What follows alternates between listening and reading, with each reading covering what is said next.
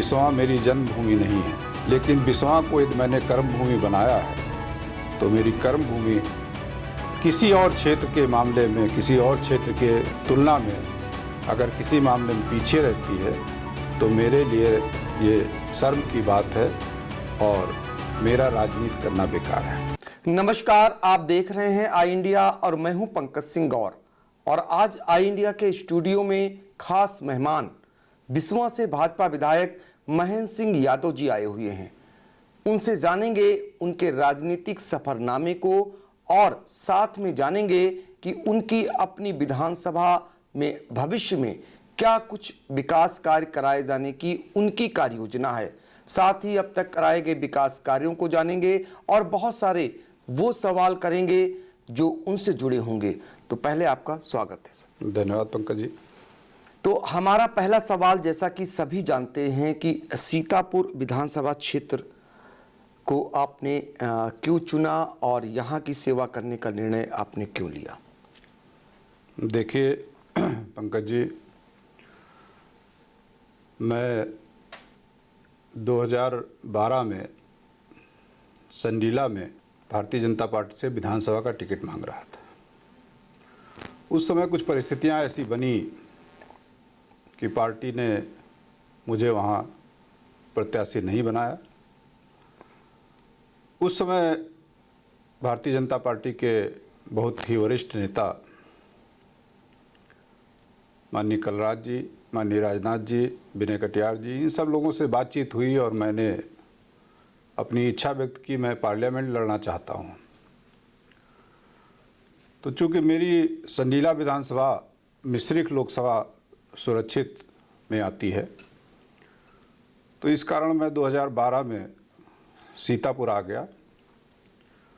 और जैसा कि आप जानते भी हो जी कि 2012 से लेकर 14 तक हमने सीतापुर जनपद में पूरी मेहनत से भारतीय जनता पार्टी के कार्यकर्ताओं के बीच काम किया। लेकिन कुछ परिस्थितियां ऐसी बनी कि 14 में पार्लियामेंट का टिकट भी मुझको पार्टी से नहीं मिल पाया। तो फिर से मेरी सभी लोगों से बातचीत हुई, नेतृत्व से और अपने सहयोगियों से।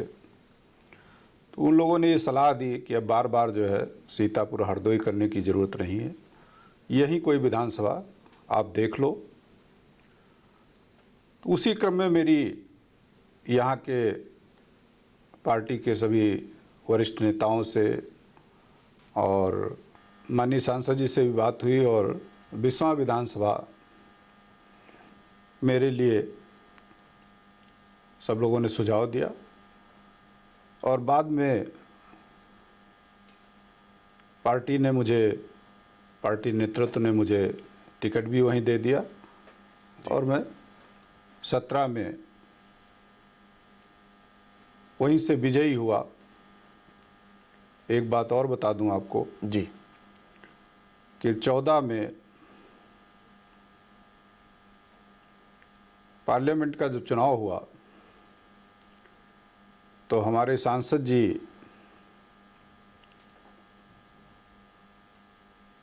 लगभग 3800 वोट से बिसवा में पिछड़ भी गए थे जी।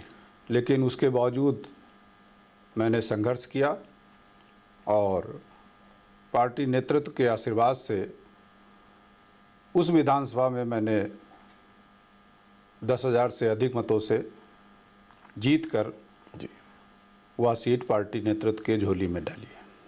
तो ये सफ़रनामा है कैसे आपने हरदोई से सीतापुर की बिसवा विधानसभा को चुना। खास बात ये बताइए आपने कि आप लोकसभा का टिकट मांग रहे थे, उस दौरान पार्टी नेतृत्व ने आपको विधानसभा में उतारा और उस उम्मीदों पर उनके खरा उतरे। तो ये सफ़रनामा है पार्टी में आने का। सभी जानना चाहते हैं कि आप ने राजनीति को कब से अपनाया और यहाँ तक के सफ़रनामे के बारे में। ये भी संयोग है मैं 1987 में लखनऊ के सिया डिग्री कॉलेज से बीएससी कर रहा था। लेकिन उसी समय छात्र संघों के चुनाव शुरू हो गए और मैं छात्र राजनीति से जुड़ गया। छात्र राजनीति से जुड़ने के बाद आप जानते हो कि दो चीज़ें एक साथ नहीं हो सकती हैं। जी। बीएससी में हमारे पास जूलॉजी, बॉटनी और केमिस्ट्री जैसे सब्जेक्ट थे। तो जब छात्र राजनीति से जुड़ गया तो मैं पढ़ाई पे ध्यान नहीं दे पाया, इस कारण मैंने परीक्षा छोड़ी और फिर अगले सेशन में मैंने लखनऊ यूनिवर्सिटी में बीए में एडमिशन लिया और वहाँ भी छात्र राजनीति से जुड़ा रहा और छात्र राजनीति से तो आज भी जुड़ा हुआ हूँ। तो छात्र राजनीति से जुड़ाव होने के बाद फिर पार्टी की राजनीति से जुड़ गया और 2011 में बीजेपी में आने से पहले मैं समाजवादी पार्टी में था और समाजवादी पार्टी में लोहिया वाहिनी जो कि यूथ विंग है जी, उसमें प्रदेश सचिव, प्रदेश महासचिव और प्रदेश कोषाध्यक्ष और राष्ट्रीय सचिव जैसे पद मैंने दायित्व उनका निभाया और पार्टी नेतृत्व ने जी, जब 12 में टिकट नहीं दिया तो मैंने 11 में भारतीय जनता पार्टी में संघर्ष करने का निर्णय लिया। तो ये सफ़रनामा है, कैसे छात्र राजनीति से विधायक बनने तक का आपने सफ़र पूरा किया, उसको आपने बताया। और आपने समाजवादी पार्टी को पहले ज्वाइन किया, लेकिन उसके बाद भाजपा को जब से ज्वाइन किया तब से उनकी अपेक्षाओं पर खरा उतरने का प्रयास किया और उस विधानसभा क्षेत्र में जहां अरसे बाद भारतीय जनता पार्टी की विधानसभा में जीत हुई, वो 20वां विधानसभा क्षेत्र है, वो आपने जीतकर भाजपा की झोली में डाली। हम ये जानना चाहेंगे कि हर व्यक्ति का एक लक्ष्य होता है, आपका भी लक्ष्य होगा। आप विधायक चुने गए, जैसे आप यहाँ तक आए, आगे भी आपका लक्ष्य होगा। लक्ष्य कुछ नहीं है राजनीति में। मैंने आपको बताया ना कि हमेशा संघर्ष की राजनीति की। मैंने समाजवादी पार्टी में रहा तो हमेशा संगठन के पदों पे रहा और रहकर संघर्ष का काम किया। भारतीय जनता पार्टी जब 2011 में मैंने ज्वाइन की थी, आप जानते हो प्रदेश की परिस्थितियों में उस समय भारतीय जनता पार्टी का कोई माहौल नहीं था, विपरीत परिस्थितियां थीं, दूर दूर तक कहीं सत्ता दिख नहीं रही थी। लेकिन मैंने भारतीय जनता पार्टी को चुना और संघर्ष करने का निर्णय लिया।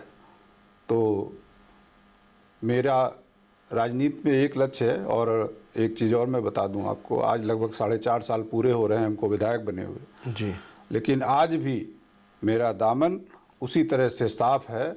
आज भी आप पता करोगे, आप वैसे तो आपको खुद ही जानकारी होगी जी, कि मेरे दामन पे कोई दाग नहीं है किसी तरह का, जो आजकल के राजनीतिज्ञों पे होता है।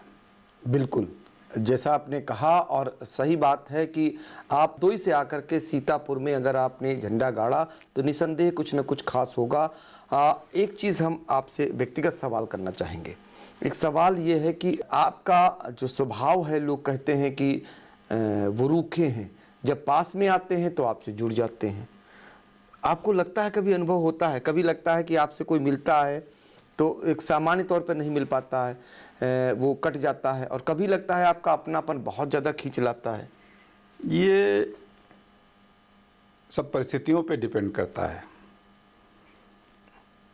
व्यक्ति अगर अपने स्वार्थ बस आता है केवल जी, और उसका स्वार्थ हमारे स्वभाव के विपरीत है तो वो नहीं जुड़ पाता है। अगर व्यक्ति हमसे साधारणतया मिलता है, देखिए हमारे आपके अगर संबंध हैं जी, तो उन संबंधों में आप हमसे कुछ भी करा लो। जैसा कि आपने खुद ही कहा कि जब जुड़ता है व्यक्ति तो बहुत जुड़ जाता है। तो जुड़ने के बाद अगर व्यक्ति का कोई काम है, वो कैसा भी हो, कुछ भी हो, मैं करने को तैयार रहता हूँ। अपने व्यक्ति के लिए, अपने आदमी के लिए मैं कुछ भी करने को तैयार हूँ। लेकिन व्यक्ति सिर्फ स्वार्थवश जुड़ना चाहता है तो उसको मुझसे निराशा मिलती है। बस इतनी सी बात है और कोई बात नहीं है। तो ये बहुत बड़ी बात आपने कह दी कि व्यक्ति यदि जुड़ता है, स्वार्थ बस न जुड़े, तो जैसा भी काम हो आप करने के लिए तैयार हैं और इसके लिए आप जाने भी जाते हैं। बहुत बार ऐसे मामले आते हैं जिसमें जो आपसे जुड़े लोग होते हैं उनके लिए आप किसी भी हद तक जाते हैं। कुछ मामले ऐसे भी आए जिसमें तमाम मामलों में आपका विवादों में भी आपका नाम आया, यही कारण रहा? रहता है। वो जो लोग मुझको समझ नहीं पाते हैं या जो लोग मुझको जानते नहीं हैं वो बुराई करते घूमते हैं। लेकिन मैंने आपको बताया कि मैं अपने व्यक्ति के लिए जो मेरा है, मेरे साथ खड़ा है, तो उसको मैं मुसीबत के समय नहीं छोड़ सकता हूँ। ये मूल मंत्र है एक नेता का, एक जनप्रतिनिधि का, कि वो अपने आदमी को नहीं छोड़ सकते हैं, और खासकर मुसीबत में। ये पहचान है, यही कारण है कि हरदोई से आकर, हम बार बार ये कह रहे हैं कि हरदोई से आकर सीतापुर में, उस विधानसभा क्षेत्र में भाजपा की झोली में ला करके उस सीट को डाला है जहां पर कई वर्षों से भाजपा खाली हाथ थी। और ये सब कुछ संभव हुआ महेंद्र सिंह यादव की बदौलत। और यही कारण है कि उनकी एक पहचान, जो सीतापुर में 7 विधायक हैं भारतीय जनता पार्टी के, उनमें अलग मानी जाती है। उनका अपना स्वभाव है, उनकी अपनी कार्यशैली है, जिसको लेकर तमाम लोग तमाम तरीके के सवाल करते हैं। उसको हमने आपसे पूछ भी लिया, और यही कारण था कि बहुत सारे लोग तरह तरह की बातें करते थे। आज आपके सामने रूबरू हैं और सब कुछ बड़े ही साफ गोई से बता भी रहे हैं। एक बात मैं और बता दूं जी आपको, जी जी जी कि ये हरदोई जो आप कह रहे हो बार बार ना जी, तो हरदोई में मेरी ग्राम सभा, जब आप सिधौली से संडीला रोड पे चलते हैं जी, तो पहली ग्राम सभा हमारी है। मतलब ये कि सीतापुर बॉर्डर पे है। सीतापुर के एकदम बॉर्डर पे हम हैं। अब जन्मभूमि जरूर हरदोई है हमारी, कर्म भूमि, कर्म भूमि मैंने बिस्वा को बनाया है, और बिस्वा भी मेरे लिए उतनी ही महत्वपूर्ण है जितनी कि हरदोई और संडीला है। तो ये है कि जितना महत्वपूर्ण वो है, क्योंकि बिल्कुल लगा हुआ बॉर्डर आपका गांव है, जो हरदोई में पड़ता ज़रूर है लेकिन सब कुछ सीतापुर से ही लगा हुआ है, ये आपका कहना है। हम चलेंगे आपकी विधानसभा क्षेत्र में। वहाँ आपने 5 सालों में बहुत ही करीब से उसको देखा है, और पहले भी आप उस विधानसभा क्षेत्र से जुड़े हुए हैं। ऐसे में बहुत सारी समस्याएं आपको दिखती होंगी, बहुत सारी वहाँ जो ज़रूरत हैं। तो कितना कुछ आप इस सरकार में, अपने डबल इंजन की सरकार में करा पाए, और कितना कुछ आगे कराने की आपकी मंशा है? देखिए, मैं विधायक बन के जब पहली बार गया था तो कार्यकर्ताओं के बीच में मैंने जब पहली बार अपना वक्तव्य दिया था जी, तो मैंने कहा था कि बिस्वा मेरी जन्मभूमि नहीं है। जन्म लेना इंसान के बस में भी नहीं है कि कौन कहाँ जन्म लेगा, ये ईश्वर तय करता है, भगवान तय करते हैं। लेकिन बिस्वा को यदि मैंने कर्म भूमि बनाया है तो मेरी कर्म भूमि किसी और क्षेत्र के मामले में, किसी और क्षेत्र के तुलना में अगर किसी मामले में पीछे रहती है तो मेरे लिए ये शर्म की बात है, और मेरा राजनीति करना बेकार है। मैं आपको बताऊं कि बिस्वा में इन 4.5 साल में मैंने केवानी नदी पे, जो पिछले 70 साल से ताजपुर सलौली गांव में लकड़ी का पुल बना के लोग निकलते थे, उस पुल को बनवाने का काम किया है। इसी तरह से बिस्वा में जो जाम की समस्या थी, उससे मुक्ति पाने के लिए मैं लगातार प्रयास करता रहा। और अभी पीछे 21 अगस्त को जब माननीय उप मुख्यमंत्री जी आए तो मैंने उनको लिख के दिया कि दोनों फ्लाईओवर, एक बिस्वा सिधौली रोड पे और एक जो है बिस्वा सीतापुर रोड पे, घोषणा भी की उन्होंने। मैंने उनसे घोषणा कराई कि हमने कहा दोनों फाइलें हमारी जो है वित्त विभाग में हैं और जल्द ही अप्रूवल हो जाएगा, तो आप यहाँ से घोषणा करके जाइए। वैसा आपको मालूम है क्योंकि आप वहाँ मौके पे थे जी, कि जब मैंने लिख के दिया तो उन्होंने घोषणा सिर्फ एक काम की थी। मैंने 3 ही काम लिख के दिए थे, बिस्वा सिधौली रोड का चौड़ीकरण और दोनों क्रॉसिंग पे फ्लाईओवर। तो उन्होंने सिर्फ बिस्वा सिधौली रोड की चौड़ीकरण की घोषणा की थी। तब मैं उठ के दोबारा उनके पास गया मंच पे और मैंने उनसे फिर से अनुरोध किया कि भाई साहब आप जो है कम से कम एक क्रॉसिंग का तो पुल घोषित करके जाओ। तो उन्होंने हंसते हुए ये घोषणा की कि महेंद्र जी का बड़ा दबाव है, मैं संपार संख्या 56A जो बिस्वा सिधौली रोड का है उसकी भी घोषणा करता हूँ बनवाए जाने की। तो ये है पंकज जी, एक डिग्री कॉलेज का भी प्रस्ताव मैंने चला रखा है, एक स्टेडियम का भी प्रस्ताव चला रखा है, 2 छोटे छोटे पुल, इधर गोन नदी का भी बॉर्डर हमारे क्षेत्र में पड़ता है जो सीतापुर और बिस्वा विधानसभा को आपस में जोड़ती है। इस पे भी 2 पुल, एक दुल्लापुर घाट पे लघु सेतु की फाइल चल रही है, मुझे उम्मीद है वो जल्दी ही स्वीकृत हो जाएगी। एक गणेशपुर घाट है, उस पे भी मैंने रपटा पुल के लिए एक फाइल चला रखी है, और बिस्वा नगर पालिका को मैंने विस्तार के लिए, और कमलापुर में एक नगर पंचायत बनाए जाने के लिए ये सब भी प्रस्ताव मैंने कर रखे हैं। एक इंटर कॉलेज मैंने स्वीकृत करा रखा है, यहाँ बिस्वा ब्लॉक पे काजी सराय ग्राम सभा पड़ती है जी। दूर दराज का है, मानपुर से 10 किलोमीटर लगभग। और मैं समझता हूँ कि हमारे बिस्वा ब्लॉक, परसेंडी ब्लॉक और लहरपुर ब्लॉक, तीनों ब्लॉक का वो बॉर्डर का क्षेत्र है, और उस अति पिछड़े क्षेत्र में यदि इंटर कॉलेज बन जाएगा तो बच्चों की पढ़ाई के लिए बहुत अच्छा रहेगा। इसके अलावा अगर हम बात करें तो आपके जो भविष्य में आप कराने जा रहे हैं बहुत सारा कुछ, उसको आपने बताया, चूँकि बिस्वा में सबसे बड़ी समस्या जाम की है, उसके लिए आपने हाल ही में डिप्टी सीएम केशव प्रसाद मौर्य जी जब सीतापुर आए थे तो उनसे मंच पर सार्वजनिक रूप में आपने वो घोषणा भी करवा डाली थी, और भी बहुत सारे विकास कार्य जिसका आपने अभी खाका खींचा और बताया। आपके क्षेत्र में 2 एक बड़ी दिनों से मांग उठती आ रही है, एक जो पड़ता है बंद चीनी मिल, और दूसरा जो है बाढ़ का कुछ एरिया है। नहीं, बाढ़ नहीं है आपके इधर नहीं है, अब वो रेउसा उसमें पड़ जाएगा, रेउसा में। ठीक है, तो जो ये चीनी मिल है, इसके लिए भी कोई प्रयास हुए, कुछ हद तक इसको चालू कराने की कोई पहल हुई? देखिए, वो मैं आपको बताऊं कि वो एक प्राइवेट चीनी मिल है। पहले तो वो नीलामी में फंसी हुई थी, अभी 2 सीजन पहले वो किसी ग्रुप के द्वारा जो है नीलामी में कलकत्ता हाई कोर्ट से ले ली गई थी जी।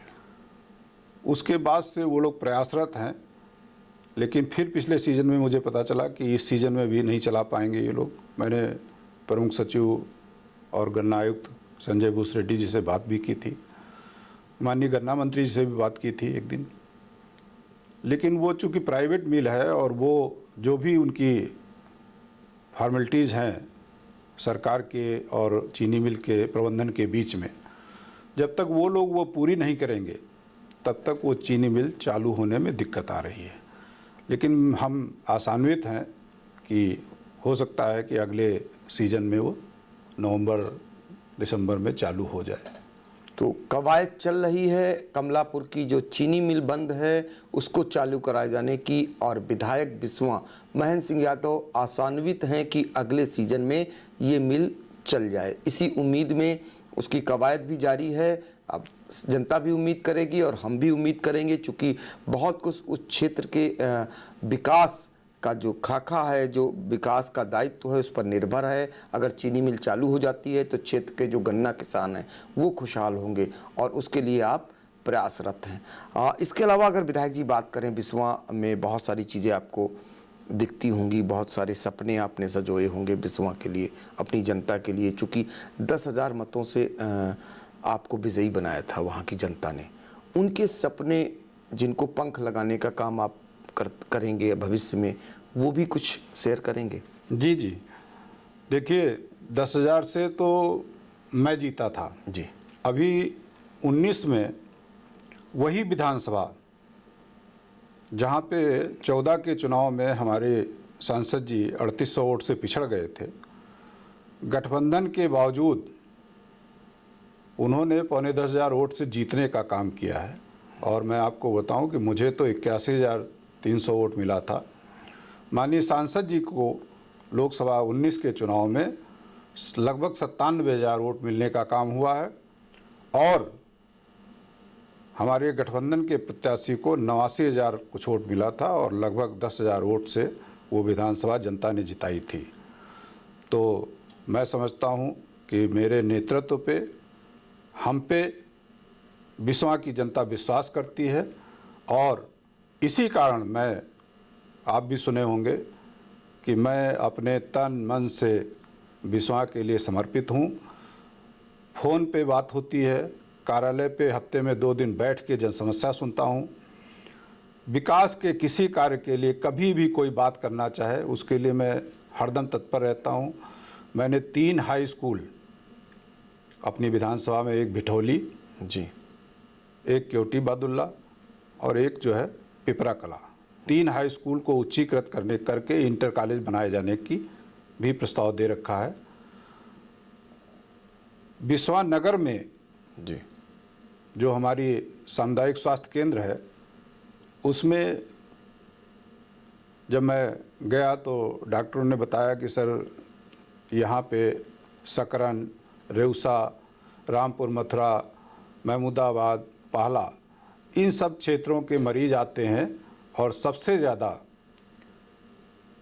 डिलीवरी के केस सीतापुर जिला अस्पताल के बाद पूरे जनपद में सबसे ज़्यादा डिलीवरी के केस बिस्वा CHC पे होते हैं।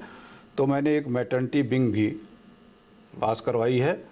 और एक बात मैं बताना भूल गया आपको कि हमारा बिस्वा नगर पालिका और बिस्वा ब्लॉक का क्षेत्र प्रधानमंत्री जन विकास योजना के तहत आच्छादित है।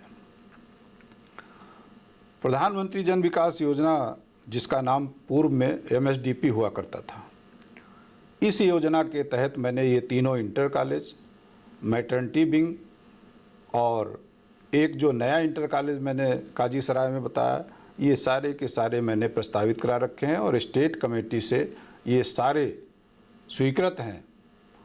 केवल सेंट्रल की कमेटी, चूँकि कोरोना की वजह से पिछले 2 साल से सेंट्रल की कमेटी ने कोई अप्रूवल नहीं दिया है। जिस दिन भी सेंट्रल की कमेटी अप्रूवल दे देगी उस दिन से ये सारे विकास कार्य शुरू हो जाएंगे। हाल ही में मैंने अपने उत्तर प्रदेश के स्वास्थ्य मंत्री जी से बात की थी कि हमारी बिस्वा CHC को आप 100 बेड का अस्पताल घोषित कर दें।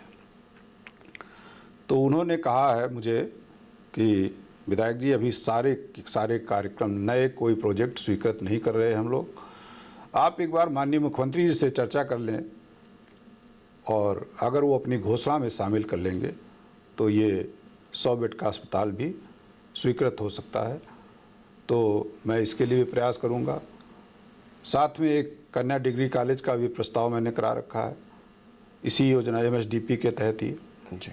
तो पंकज जी, मैं आपको बताना चाहता हूं कि बिस्वा के विकास के लिए जो भी संभव होगा वो सब कुछ मैं करने के लिए तैयार हूं। और एक जो हमारी सड़क, मेन रोड तो हो गई बिस्वा से धौली और आगे रेउसा तक निकल गई जी, एक अंदर रोड जो काफ़ी लंबी रोड है, लगभग 25 किलोमीटर की बिस्वा ब्लॉक पे, वो सतनापुर से, बिस्वा से धौली रोड पे सतनापुर पड़ता है, सतनापुर से मरसंडा होते हुए मानपुर और मानपुर से रमईपुर होते हुए लहरपुर रोड को जोड़ेगी। ये रोड भी मैंने अदर जिला मार्ग घोषित करा दिया है। और अदर जिला मार्ग आप जानते हो, जिस दिन ये रोड बनेगी मिनिमम 5 मीटर चौड़ी बनेगी और कभी भी इसकी रिपेयरिंग के लिए बजट की कोई कमी नहीं होती है।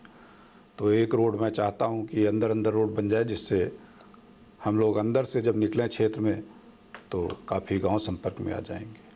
तो ये सारी चीज़ें हैं पंकज जी। अभी एक रोड में महाराजनगर से जी, कोइंसर होते हुए, कोइंसर चौराहा होते हुए सांडा तक भी उसको अदर जिला मार्ग में प्रस्तावित कराया हुआ है। मैं समझता हूँ जल्द ही शासन से अनुमति मिल जाएगी तो एक अदर डिस्ट्रिक्ट रोड वो भी हो जाएगी और मेरे क्षेत्र में जो रोड की समस्या वो भी दूर हो जाएगी। तो बिस्वा को कितना मथा है आपने सुना, हर एक मार्ग का नाम जान रहे हैं, हर एक समस्या को जान रहे हैं और कहाँ पर क्या आवश्यकता है, उसके लिए क्या कुछ भविष्य में करने की योजना है, इसको भी विधायक जी ने बताया। विधायक जी, हम ये जानना चाहेंगे कि बिस्वा जो है आपका वो खुद में एक संघ की दृष्टि से जिला माना जाता है जी। और बहुत सारी मांग उठती है कि महमूदाबाद जिला बना दिया जाए। तो आप क्या चाहेंगे, अगर महमूदाबाद में बिस्वा जाना पसंद करेंगे या सीतापुर में? नहीं, देखिए, मैं आपको बताऊं कि महमूदाबाद की मांग अगर सही होती जी तो महमूदाबाद ज़िला कब का बन गया होता, क्योंकि आप जानते हो कि आजकल तो हमारे रिजवी साहब हमारी पार्टी में आ गए हैं। कांग्रेस की सरकार में बहुत पावरफुल मिनिस्टर थे, कुछ दिन तो वो केयर टेकर मुख्यमंत्री भी रहे। जी। तो यदि महमूदाबाद को ज़िला बनाने की मांग सही होती उनकी तो वो कब का बन चुका होता, क्योंकि तमाम छोटे छोटे ज़िले आप जानते हो सपा बसपा के कार्यकाल में बने हैं। लेकिन बिस्वा की अगर डिमांड रखी गई होती तो हो सकता अब तक ज़िला बन गया होता। लेकिन भविष्य में अगर कभी सीतापुर जनपद में 2 ज़िले बनाने का काम होगा तो निश्चित रूप से बिस्वा ज़िला बनेगा, क्योंकि बिस्वा क्षेत्र में मैं आपको बताऊं एक विकास कार्य जो सबसे महत्वपूर्ण है वो मैं बता नहीं पाया आपको। जी। अभी हाल ही में जी। पिछले 30 जून को ऊर्जा मंत्री के द्वारा एक 220 केवी का पावर हाउस का शिलान्यास किया गया है, उसका कार्य चल रहा है।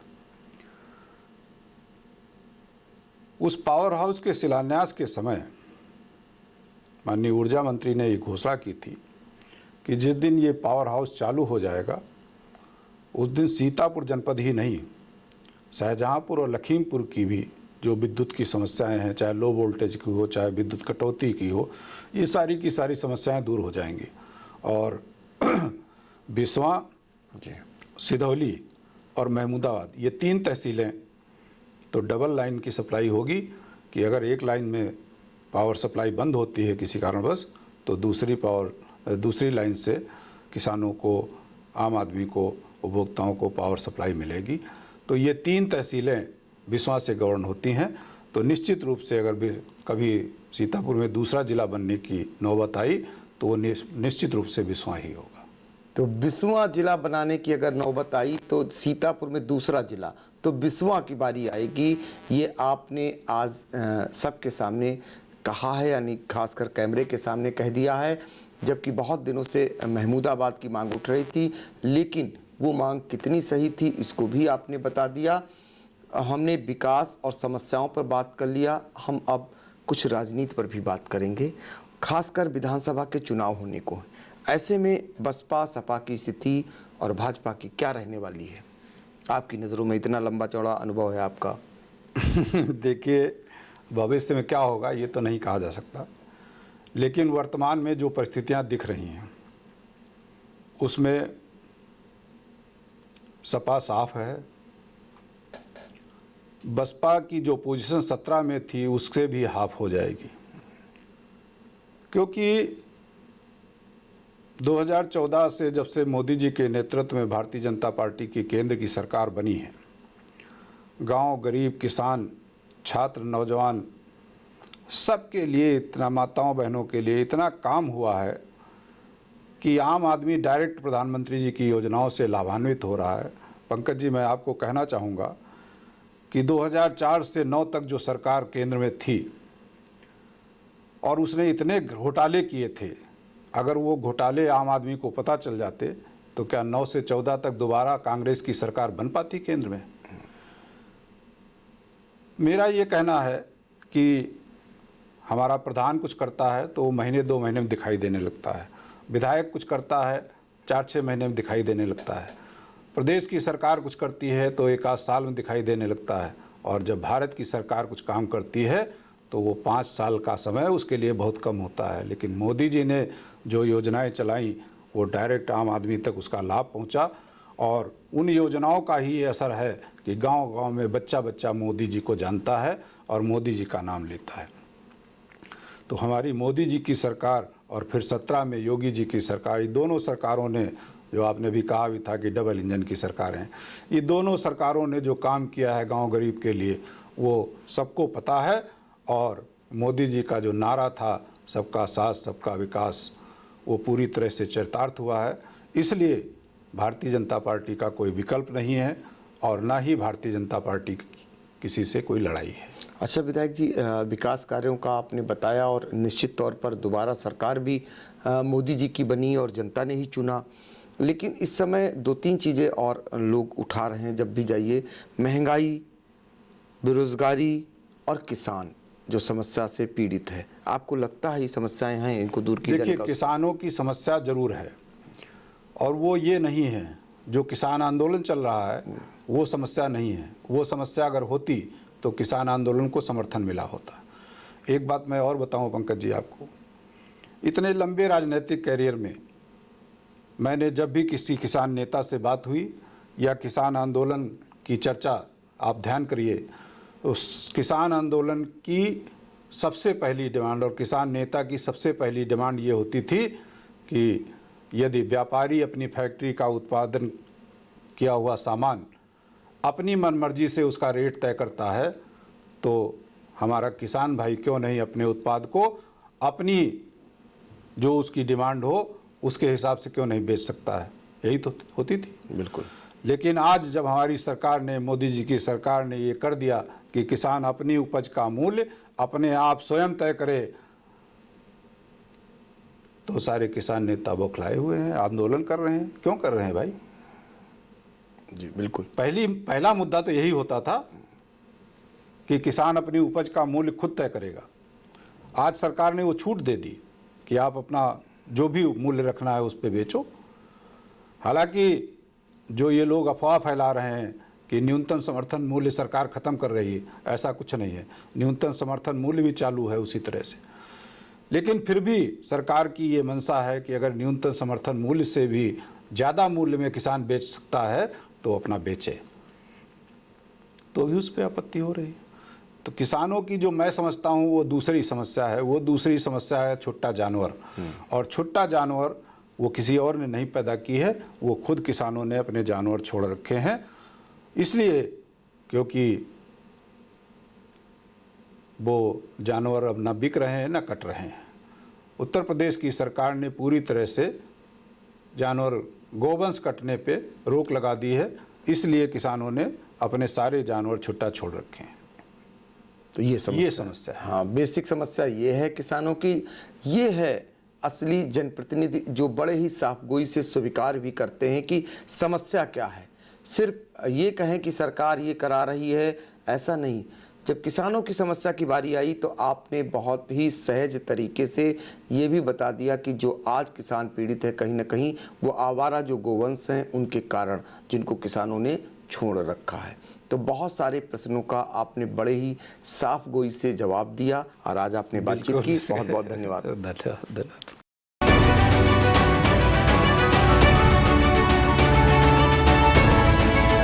बिसवा मेरी जन्मभूमि नहीं है, लेकिन बिसवा को यदि मैंने कर्मभूमि बनाया है तो मेरी कर्मभूमि किसी और क्षेत्र के मामले में, किसी और क्षेत्र के तुलना में अगर किसी मामले में पीछे रहती है तो मेरे लिए ये शर्म की बात है और मेरा राजनीति करना बेकार है।